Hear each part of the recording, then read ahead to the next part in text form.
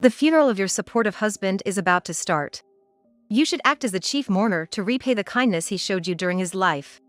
5 years after divorcing, I received this unexpected call from my former mother-in-law, whom I hadn't been in contact with at all. Normally, a mother wouldn't invite her son's ex-wife to his funeral. I thought she was inviting me because she was in need of money. But something didn't add up. My ex-husband had passed away a year ago, and his funeral should have already taken place. I remember giving several $100s to someone who claimed to be collecting for organizing the funeral on behalf of my mother-in-law. Are you talking about a funeral, not the first anniversary of his death? What? The funeral is about to begin. Who in their right mind would hold a first anniversary now? If you're making up excuses to not be the chief mourner, at least make it believable. Something was seriously off in our conversation. What could this mean? I told her the name of the person who had collected the money, which left her speechless. She said there was more to discuss, so I hurried to the designated funeral home. There, a massive argument was unfolding between my former mother-in-law and another person. As I learned the details of the dispute, another individual became furiously angry. It was leading to a devastating outcome for my mother-in-law and the other person involved. I had married a man I met through a mutual friend when I was 30. Although we didn't have a lovey-dovey newlywed life since I got pregnant 2 months into the marriage, my in-laws were thrilled about their grandchild's upcoming birth. My relationship with them was good, and my marriage was happy. However, about 3 months into the pregnancy, my husband's behavior became distant. He seemed uninterested in anything I said and often didn't touch the meals I prepared. The baby was growing well, and with only a week left until the due date, my husband became even more distant. Even when I tried to talk to my husband about my childbirth, he was too busy with work to even listen to my story.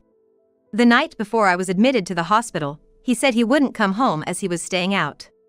I ended up taking a taxi to the hospital alone, as my husband had already refused to be present for the birth, citing work commitments.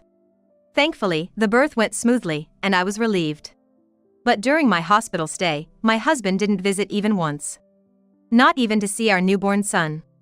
On the day I was discharged from the hospital, I thought I'd be handling the paperwork alone, just like when I was admitted. However, my father-in-law, who had been puzzled by my husband's lack of visits, insisted on at least driving me home. I was grateful for his kindness and agreed to be driven home. I had suspected that he might use this as an excuse to complain about my husband. So, I asked him if he wanted to stop by our house. After some hesitation, he decided it would be best for family matters to remain private and dropped me off without coming in. I sensed someone inside the house and was sure it was my husband. I wondered why he wasn't at work on a weekday afternoon, but decided to prioritize reuniting with my son over confronting him about not visiting me or his absence from work. I entered the house cheerfully, saying, "I'm home," with a bit of extra enthusiasm. My husband appeared from the back and suddenly presented me with something. "I've decided to marry my mistress, so sign these divorce papers quickly."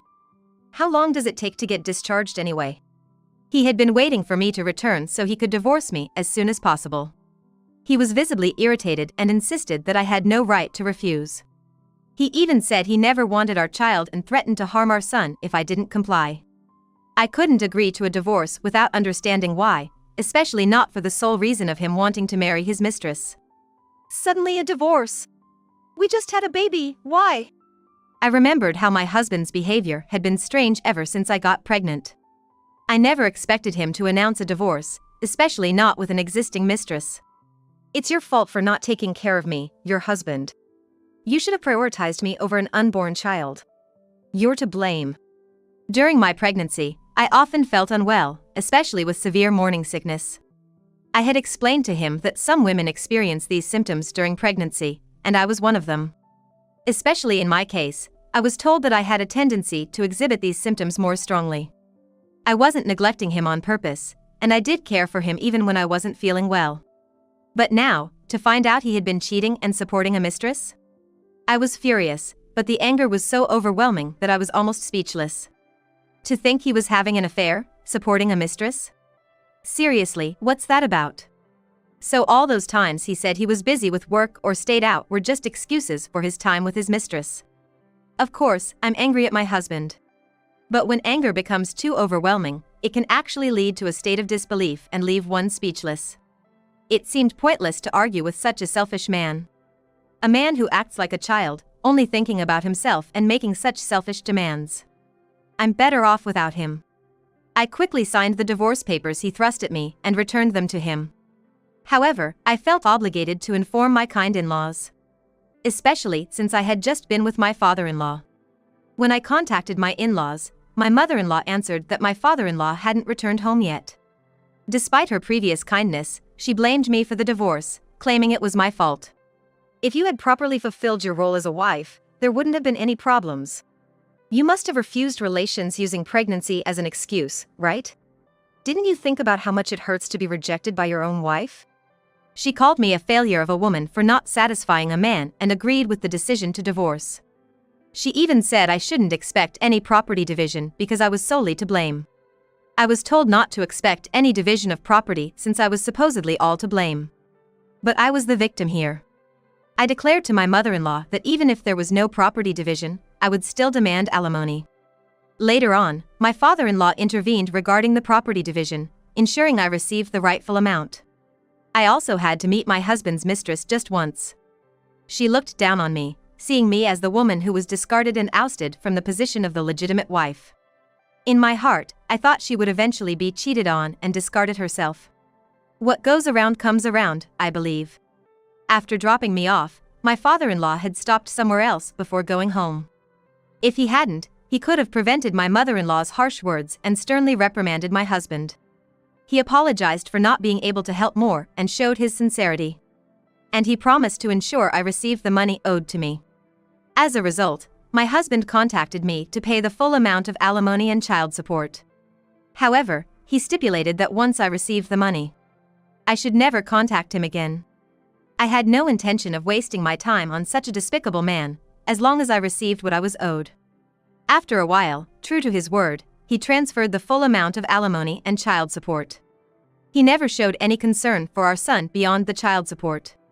I could tell he had no interest in the child I bore. I decided to move back to my parents' house with my son. Upon learning the reason for the divorce, my parents were furious, but they refrained from confronting my husband due to the genuine effort my father-in-law had shown. 3 months later, I heard through the grapevine that my ex-husband had remarried his mistress. I had met him through an acquaintance, so I could have found out more, but I never inquired about him. My son is growing up healthy and strong, with the help of my parents. That's all that mattered to me, everything else was secondary. This was until an unexpected person appeared before me. 4 years later, it was a truly sudden event. I was living happily with my parents and my son. My father was still working but spent his weekends playing with my son, which was a great help to me. As my son turned 4, keeping up with his endless energy became a challenge. When I was out of breath, my father would take over, and vice versa. Seeing us exhausted made my son laugh. Feeling him grow up healthy was my greatest joy. One day, while my parents took my son out, I was alone at home. It was the day I gratefully accepted my mother's advice that everyone needs a break now and then. While I was relaxing, taking a break, the mistress of my ex-husband suddenly showed up unexpectedly. I decided to record our conversation on my phone while cautiously speaking to her. At first, I intended to ignore her, but the mistress kept shouting that she knew I was home, so I reluctantly responded. However, the last time I met my ex-husband's mistress was when I went to demand alimony during our divorce. It had been 4 years since then, and we hadn't exchanged a single message. Why was she suddenly at my parents' house? I told her I wouldn't listen to whatever she had to say until I understood why she was there. Surprisingly, she confessed that she got my address from my former mother-in-law. I haven't been in touch with that mother-in-law either, so what do you want now? Your ex-husband passed away. I thought I should let you know as his former wife. I don't want to be blamed later for not providing enough child support. My ex-husband died? Well, it's not surprising when anyone dies. But why did she come all the way to my parents' house to tell me something that could have been done over the phone? I became suspicious of the mistress's intentions. So, he's gone. When did he die? What was the cause? Does it matter when or why?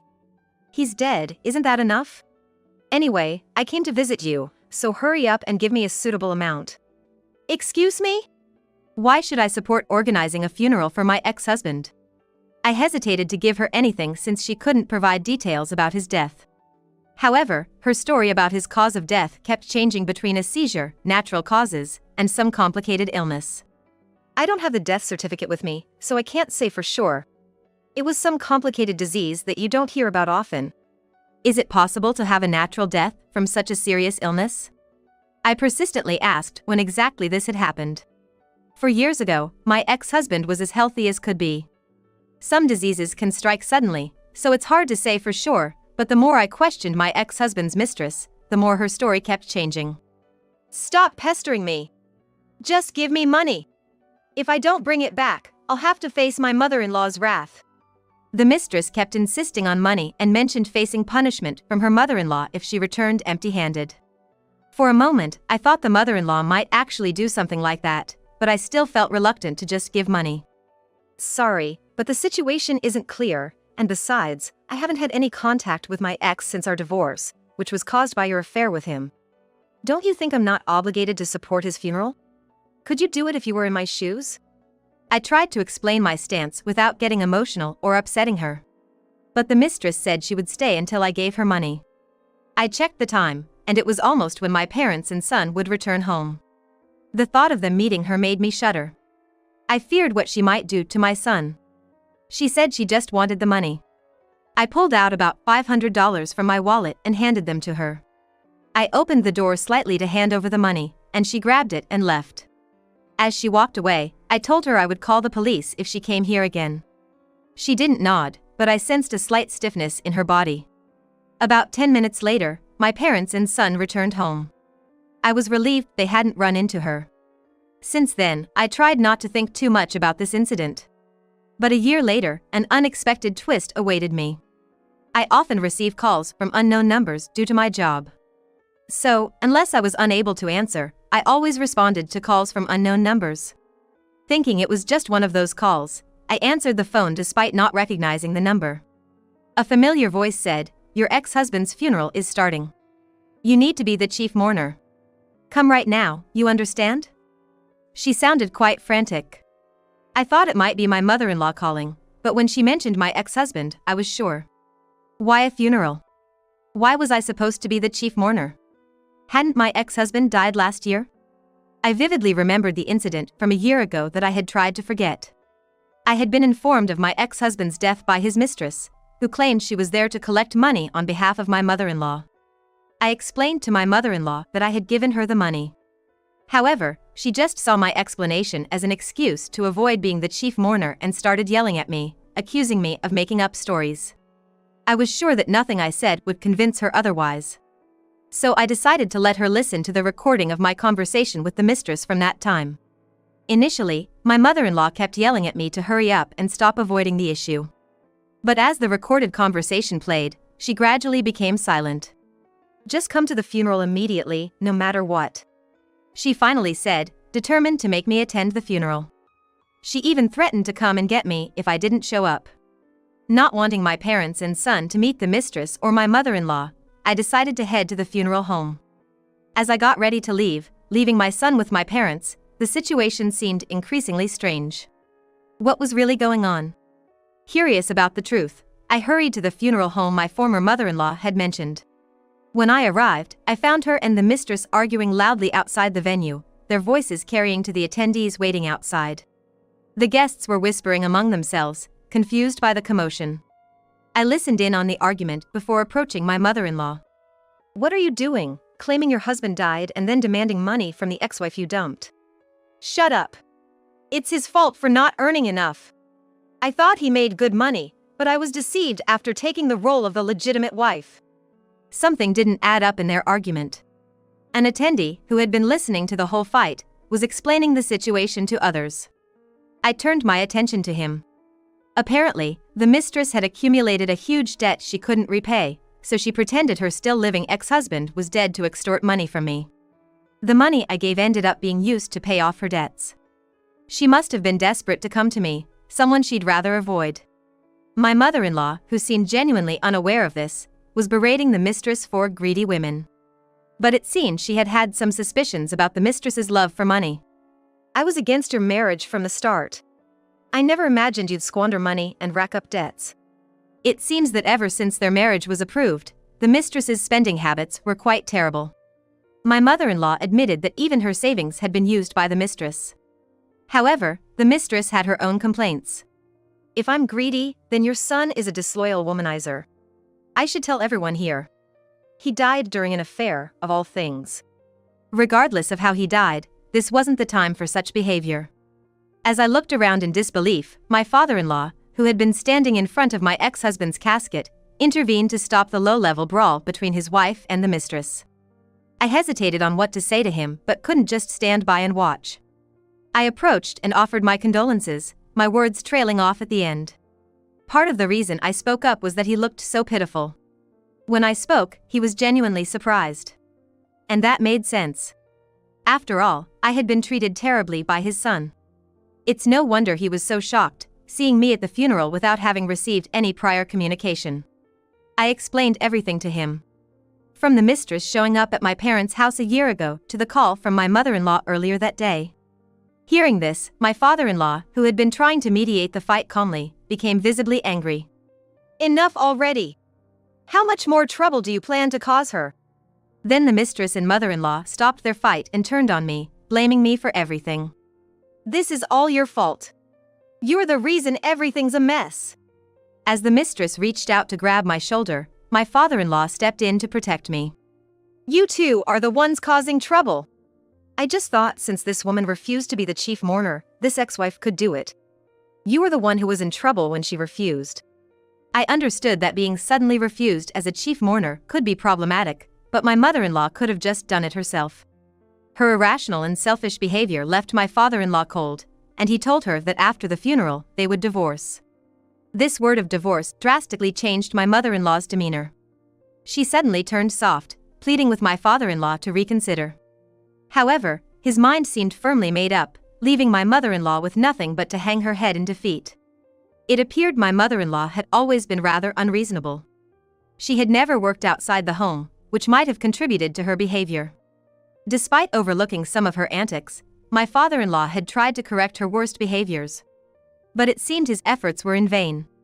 Right after witnessing this, I left the funeral home. Later, my father-in-law contacted me, wanting to repay the money swindled by the mistress. I could have just accepted the bank transfer, but since he had always been kind to me, I decided it would be good to meet him one last time. He told me that after I left, the whole story unfolded before all the attendees. Everything from my ex-husband's secret affairs to the truth about his death became public, turning the funeral into chaos. The atmosphere was far from one of mourning. It was uncomfortably tense. Most of the funeral attendees were people my father-in-law knew. And the family's messy affairs quickly spread throughout the community. Fortunately, my father-in-law was well liked, and no one spoke ill of him.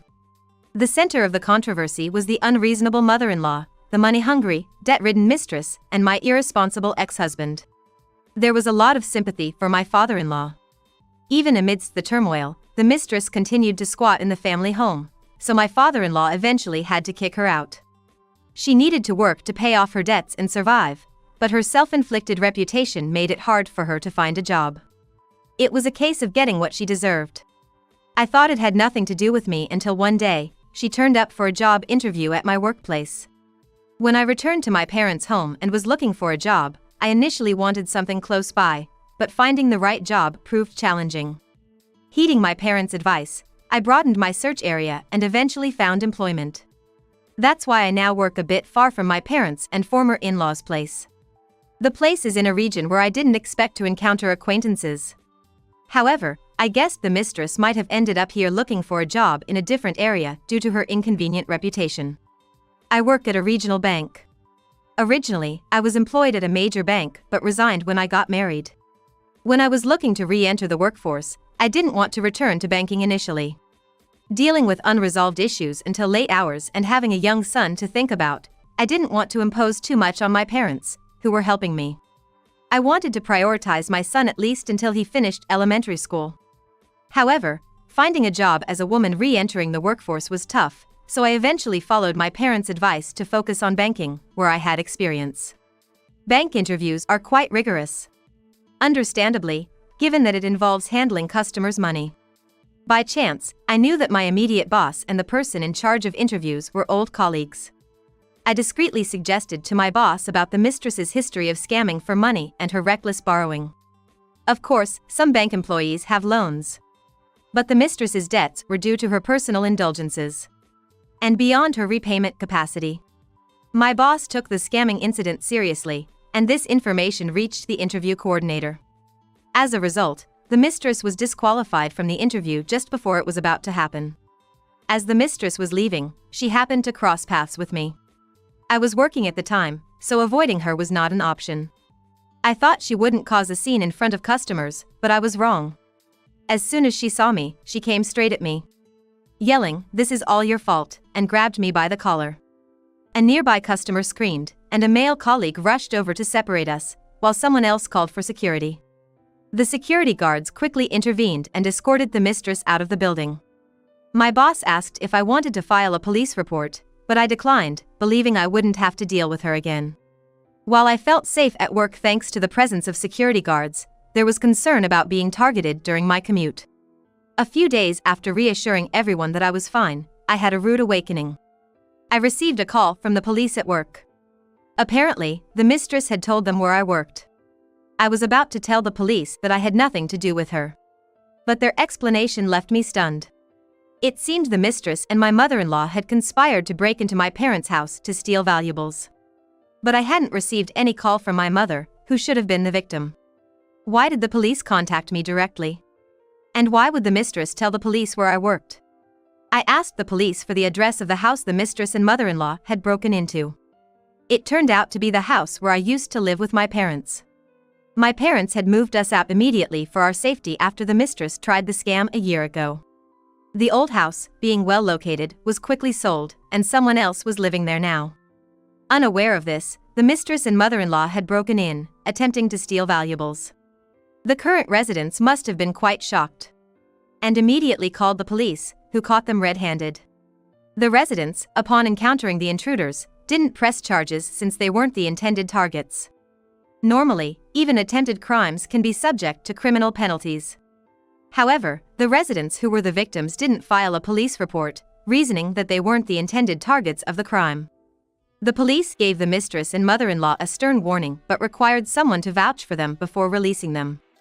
That's why they named me as their guarantor and informed the police of my workplace, despite not knowing my current address. I was astounded by their audacity in asking me, of all people, to vouch for them. They really had the nerve. Having divorced, I had no obligation to my former mother-in-law. And the mistress was someone I despised, not even a family member. I made this clear to the police and ended the call. The thought of what might have happened if my parents hadn't moved chilled me. I checked the time, my son would be returning from kindergarten soon, and my mother would be at home with him. Still shaking, my boss, noticing my distress, suggested I leave early to rest.